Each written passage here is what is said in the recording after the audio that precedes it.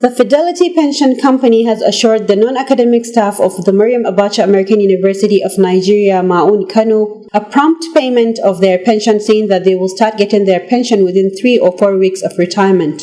The Kano Zonal Manager of the Fidelity Pension Limited, Mr. Imam Ayuba, gave the assurance while briefing the staff about the operations of the company on Wednesday, 19th of October 2022. Ayuba, who expressed appreciation for the management of the university for choosing Fidelity as their pension administrators, also disclosed that the staff of the university would enjoy special treatment because of the long-term relationship the institution has with Fidelity Bank. He said the benefits would include additional voluntary contribution where the staff in the acting service may choose to keep extra money with the pension company and withdraw it with his or her benefits after a period of 2 years.